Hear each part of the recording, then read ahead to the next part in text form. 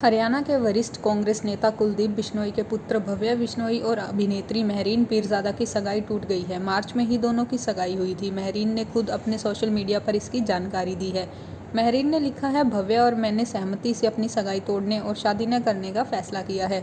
मैं सम्मान के साथ बताना चाहती हूँ कि अब भव्या या उनके परिवार के सदस्यों या दोस्तों के साथ मेरा कोई संबंध नहीं रहेगा। इस बारे में मैं केवल यही कहूंगी कि हर कोई मेरी निजता का सम्मान करे। बता दें, भव्या बिश्नोई की सगाई की चर्चाएं जैसे ही शुरू हुई थी तो इंटरनेट मीडिया के जरिए बिश्नोई समाज में मौजूद भजनलाल परिवार के विरोधियों को मौका मिल गया और वह परिवार पर सीधा निशाना साधने लगे। निशाने पर पूरा बिश्नोई परिवार आ गया। लोग इंटरनेट मीडिया पर इस फैसले के खिलाफ अपनी बात कर रहे थे। यहाँ तक कि कुछ लोगों ने तो वीडियो जारी करते हुए परिवार को निशाने पर लिया। बात यहाँ तक पहुँच गई कि भव्या को ट्वीट कर लोगों को समझाना भी पड़ा। इसके साथ ही लोगों ने परिवार को इंटरनेट मीडिया पर काफ़ी खरी खोटी भी सुनाई।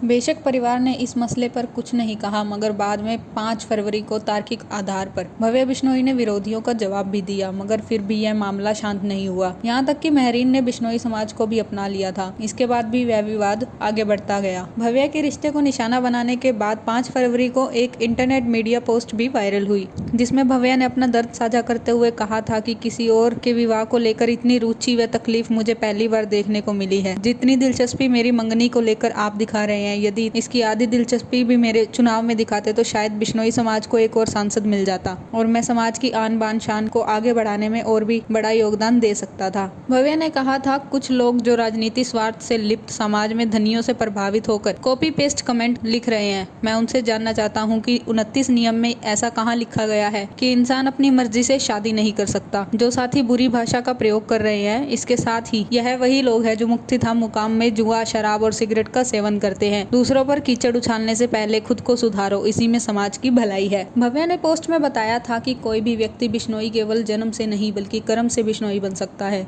बिश्नोई एक धर्म जाति नहीं बल्कि एक विचारधारा है, एक समाज है जिसकी स्थापना गुरु महाराज ने 500 वर्ष पहले समरथल में की थी।